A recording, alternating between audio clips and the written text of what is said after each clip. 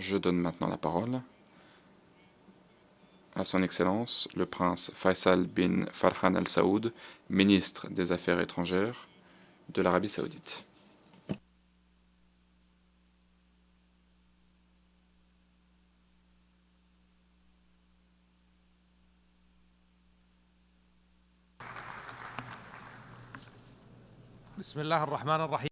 Au nom de Dieu, le clément, le miséricordieux, Monsieur le Président de l'Assemblée générale des Nations unies, Mesdames et Messieurs, que la paix de Dieu et ses bénédictions soient avec vous.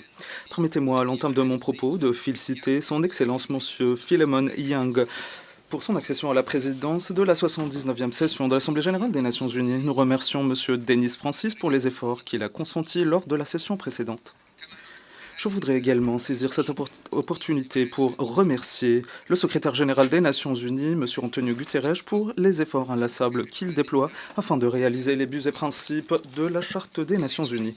Monsieur le Président, le Royaume d'Arabie saoudite a veillé depuis sa participation à la création de notre organisation à consentir des efforts afin de faire de la Charte des Nations unies une réalité absolue. Et ce, en consacrant le respect du droit international, en préservant la paix et la sécurité internationale et en soutenant les canaux de l'action internationale multilatérale dans plusieurs domaines. À ce titre, le Royaume a participé à la rédaction de la Charte pour l'avenir qui a été adoptée par les leaders de ce monde cette semaine. Nous considérons que ce pacte et que le sommet pour l'avenir est une occasion pour renouveler nos principes communs, renforcer la coopération, réaliser la paix et la sécurité et le développement durable pour les générations à venir.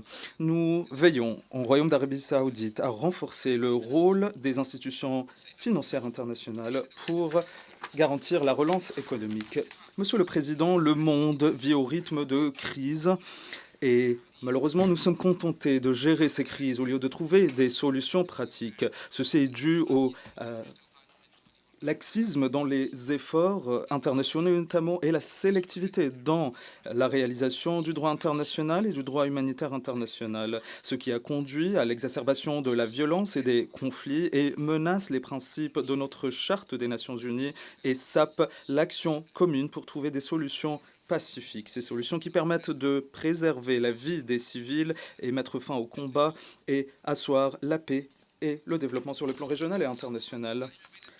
Et dans ce contexte de tension entre les pays, nous mettons en garde contre la polarisation politique. Il faut œuvrer à renforcer le dialogue et la coopération entre les États, permettant ainsi de renforcer la paix et la sécurité internationale.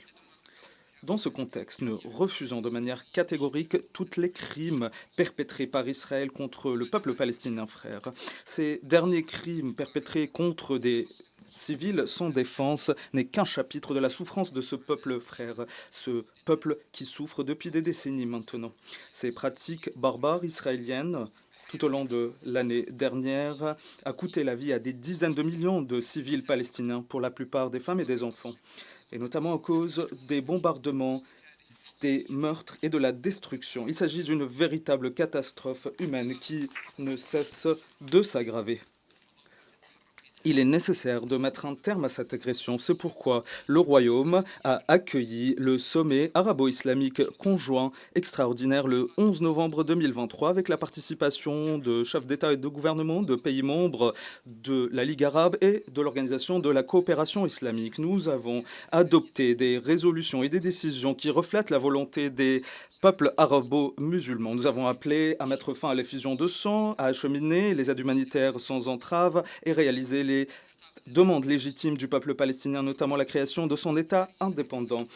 Le comité ministériel mandaté par ce sommet a mené des visites dans bon nombre d'États afin d'appeler la communauté internationale à assumer ses responsabilités et à mettre fin à l'agression israélienne et à protéger les civils. C'est pourquoi nous nous félicitons de l'adoption par l'Assemblée générale, le 10 mai 2024, une résolution qui prévoit que l'État de Palestine remplit toutes les conditions nécessaires pour être membre à part entière dans notre organisation. Nous nous félicitons de la décision de la Norvège, de l'Espagne, de l'Irlande, de la Slovénie et de l'Arménie qui ont reconnu l'État frère de la Palestine. Et nous appelons l'ensemble des États à reconnaître de manière bilatérale l'État de Palestine et d'agir ensemble pour reconnaître l'État de Palestine, un État indépendant. C'est pourquoi nous avons annoncé aux côtés de nos partenaires, les membres du comité ministériel, la Norvège, l'Union européenne, nous avons donc annoncé la création d'une coalition pour promouvoir la solution à deux États. Nous appelons l'ensemble des États à rejoindre cette initiative. Monsieur le Président, nous avons fourni plus de 5 milliards de dollars américains en aide au peuple palestinien frère. Et depuis le début de la crise en cours dans la bande de Gaza, le Royaume, et à travers le centre du roi Salman pour l'aide humanitaire et de secours, a fourni plus de 175 milliards de dollars américains en aide. Nous avons également conclu des accords avec bon nombre d'agences humanitaires internationales onusiennes pour mettre en œuvre des projets humanitaires avec un montant dépassant les 106 millions de dollars. Nous allons poursuivre notre appui à l'UNRWA afin de lui permettre de prodiguer ses services et de fournir de la nourriture, des médicaments et autres besoins au peuple palestinien frère. Le soutien accordé par le Royaume à l'UNRWA a dépassé le 1 milliard de dollars. Nous nous félicitons de l'avis consultatif de la CIG concernant les politiques et les pratiques israéliennes dans les territoires palestiniens occupés et cet avis qui a affirmé le caractère illégal de la présence israélienne dans les territoires palestiniens occupés depuis 75 ans maintenant.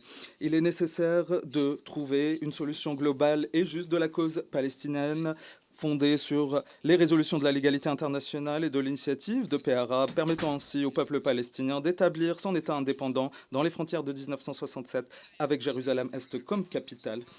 La prévalence de l'impunité, le non-respect de l'obligation reditionnelle encourage Israël à poursuivre son escalade. Cette escalade n'aura aucun effet positif pour quelque partie que ce soit et laisse présager des répercussions dangereuses pour la région tout entière. C'est pourquoi nous réaffirmons qu'il est nécessaire de préserver la stabilité du Liban, de respecter sous souveraineté conformément au droit international et aux résolutions du Conseil de sécurité pertinentes. Et nous nous associons aux efforts internationaux pour mettre en place un cessez-le-feu immédiat et trouver une solution diplomatique durable.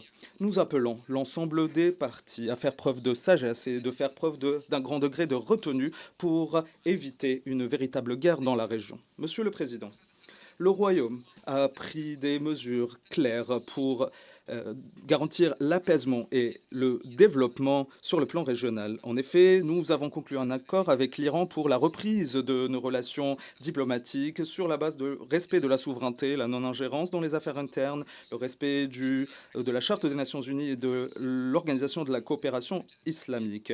Notre but est de asseoir la paix et la sécurité sur le plan régional. Et nous espérons que l'Iran coopérera avec la communauté internationale, notamment concernant son programme nucléaire et de missiles balistiques. Nous avons également repris nos relations avec la République arabe syrienne pour renforcer notre coopération concernant nos questions communes, car nous sommes convaincus que trouver une solution à la crise syrienne permettra d'asseoir la paix et la stabilité dans la région.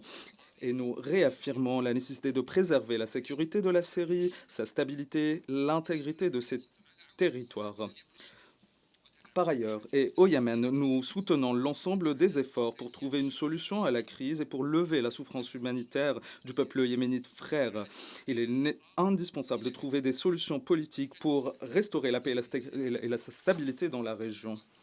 Nous réitérons notre initiative qui vise à trouver une solution juste et durable dans le cadre de la situation en mer Rouge et une situation qui sape la sécurité des voies de navigation maritime. Nous appelons à faire preuve de sagesse et de soutenir les efforts internationaux pour préserver la paix et la stabilité dans cette région. Au Soudan, nous réaffirmons notre position ferme pour préserver la sécurité et la stabilité au Soudan et renforcer l'État et ses institutions, éviter leur effondrement. Il est nécessaire de soutenir le Soudan pour faire face à la crise actuelle. C'est pourquoi le Royaume a accueilli les pourparlers de paix soudanaises à Jeddah. Et nous avons appelé à apaiser la situation, à mettre un terme aux opérations militaires et à acheminer les aides humanitaires et de secours. Actuellement, nous œuvrons à poursuivre les pourparlers de Jeddah 3 à cet effet. Il est également nécessaire de préserver la sécurité et la paix et la stabilité en Afghanistan. L'Afghanistan ne peut vivre à l'écart de son environnement régional et international, notamment face aux dangers que constituent les groupes terroristes. Il est nécessaire de mettre fin à la détérioration de la situation humanitaire et sécuritaire qui donne la chance aux groupes et aux milices de poursuivre leurs activités. S'agissant de la crise russo-ukrainienne, nous appelons à mettre fin à cette crise et à endiguer ses répercussions. Son Altesse royale, le prince héritier, que Dieu le préserve, continue d'œuvrer.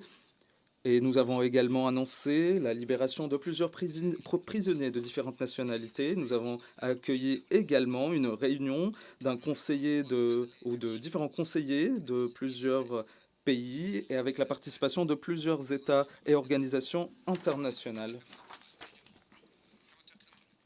Et nous sommes prêts à poursuivre nos efforts de médiation entre les parties au conflit. Monsieur le Président, partant de notre vision 2030,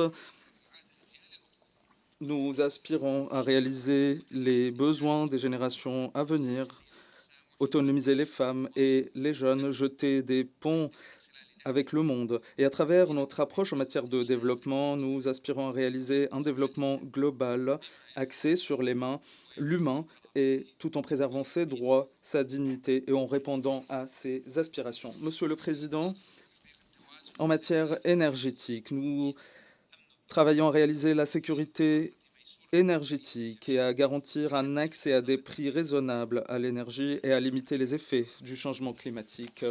Nous veillons à garantir la stabilité des marchés internationaux du pétrole et garantir l'accès à cette énergie et garantir la sécurité des chaînes d'approvisionnement pour garantir une économie internationale prospère. Nous luttons également contre le changement climatique et notamment en adoptant une approche globale en matière de transition énergétique. Et à ce titre, nous veillons à respecter la Convention cadre des Nations Unies sur le changement climatique ainsi que l'accord de Paris.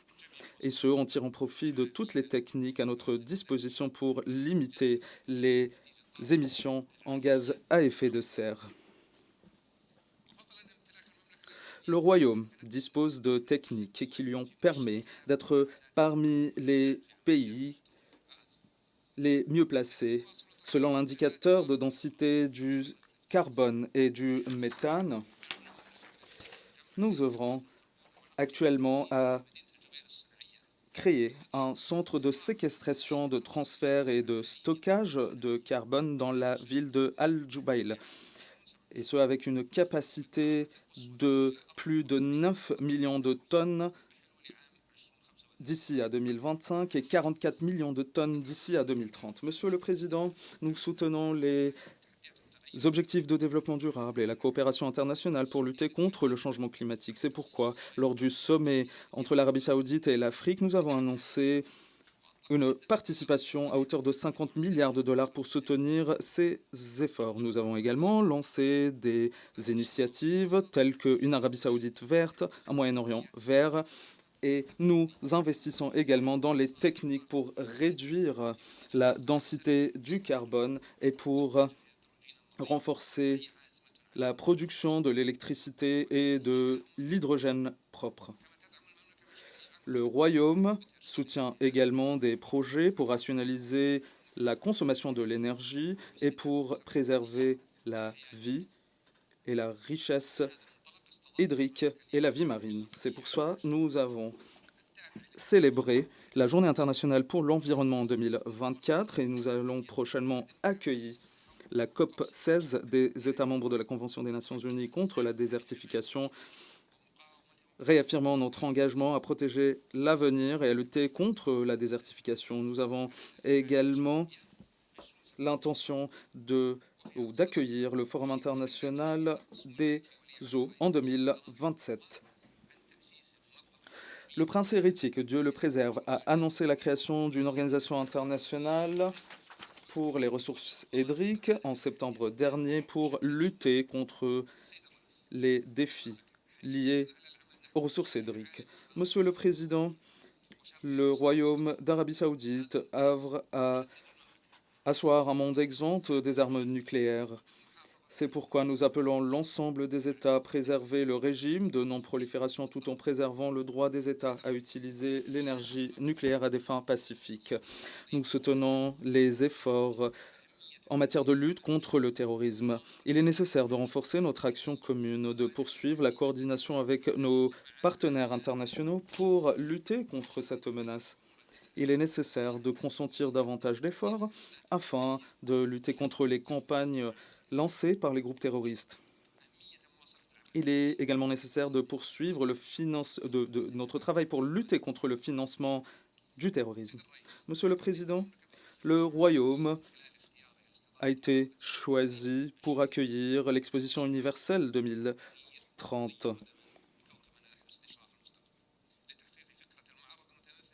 Cette exposition nous a permis de se concentrer sur les objectifs de développement durable. Cette exposition a également été une opportunité pour coopérer afin de trouver des solutions politiques en matière de pérennité et une occasion également pour honorer nos engagements vis-à-vis des pays en développement.